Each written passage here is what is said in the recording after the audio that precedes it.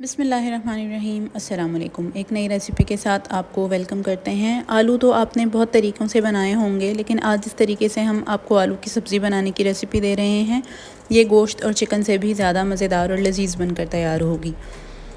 इस रेसिपी में हम आलू के साथ स्प्रिंग अनियन यानी हरे प्याज का इस्तेमाल करेंगे। इंतहाई आसानी के साथ बनकर तैयार होगी और बहुत मज़ेदार ये रेसिपी बनेगी। आप इस रेसिपी को ट्राई करेंगे तो यकीनन ये रेसिपी आपको बहुत अच्छी लगेगी। चैनल पर नए हैं तो ये रेसिपी देखते हुए हमारे चैनल को सब्सक्राइब कर दें। इंस्टाग्राम और फेसबुक पर हमको फॉलो कर लें।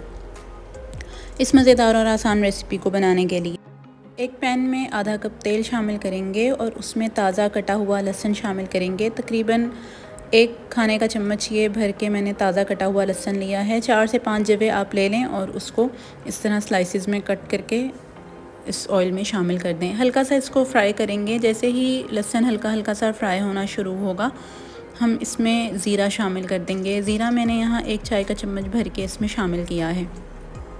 ज़ीरा शामिल करके आंच को बिल्कुल स्लो कर देंगे और फिर बिल्कुल हल्के चूल्हे पे करके मैंने इसमें 1 चाय का चम्मच भर के चिली फ्लेक्स यानी कुटी हुई लाल मिर्च का शामिल किया है। ये आप अपने टेस्ट के मुताबिक एडजस्ट कर सकते हैं। साथ ही मैंने इसमें हरा प्याज लिया था और उसका जो वाइट पार्ट होता है वो उसमें शामिल कर दिया था। ये तकरीबन आधा कप मेरे पास इसका वाइट वाला पार्ट है जो मैंने इसमें शामिल कर दिया है। जो सफ़ेद हिस्सा होता है हरी प्याज का वो इसमें शामिल कर दिया है। अभी मैंने जो इसकी हरी वाली जो साइड होती है वो इसमें शामिल नहीं की, उसको हम अभी साइड पे ही रखेंगे, उसका इस्तेमाल हम बाद में करेंगे। प्याज का वाइट वाला हिस्सा डालने के बाद इसको अच्छे से मिक्स करेंगे। 2 से 3 मिनट इस प्याज के साथ इन तमाम अज्जा को फ्राई करेंगे और फिर हम इसमें आलू शामिल कर देंगे। मैंने यहाँ पे क्यूब्स में कटे हुए 2 दरमियाने साइज़ के आलू लिए थे जो तकरीबन आधा किलो से थोड़े से कम थे। आप आधा किलो के करीब भी इसमें आलू शामिल कर सकते हैं। आप कितने बड़े या छोटे पीस रखना चाहते हैं ये भी आपकी अपनी चॉइस है। आलू डालने के बाद 1 से 2 मिनट के लिए मैंने आलूओं को फ्राई किया है और फिर 2 दरमियाने साइज़ के टमाटर कटे हुए वो इसमें शामिल कर दिए हैं। 1/4 कप पानी शामिल किया है ताकि मसाला जले ना। अब यहाँ मैंने आधा चाय का चम्मच इसमें हल्दी का शामिल किया है और हस्बे ज़ायक़ा नमक शामिल कर दिया है।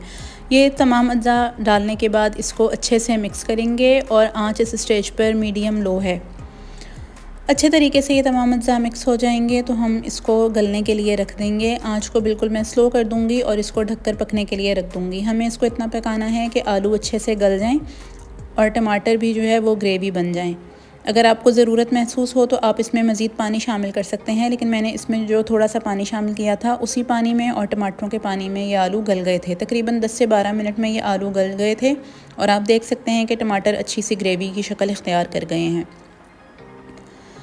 इस स्टेज पर आप इसको अच्छे से भून लें और ऑयल ऊपर आने दें। आपको रेसिपी अच्छी लग रही हो तो इसको अपने फ्रेंड्स और फैमिली के साथ ज़रूर शेयर करें। बहुत मुनफरिद और अलग इसका टेस्ट होता है इस सब्ज़ी का। अगर आपने आज से पहले इस रेसिपी को ट्राई नहीं किया तो ज़रूर एक बार इस रेसिपी को ट्राई करें। अब यहाँ मैंने 1 हरी मिर्च ली है और साथ ही 1 कप के करीब ये जो प्याज का हरा वाला हिस्सा था वो इसमें शामिल कर दिया है। चूल्हा हल्का करके इसको अच्छे से मिक्स करेंगे और फिर मैं इसको तकरीबन 4 से 5 मिनट के लिए दम वाली आंच पर ढककर पकने के लिए रख दूंगी ताकि ये जो हरा प्याज हमने इसमें शामिल किया है ये भी सॉफ्ट हो जाए।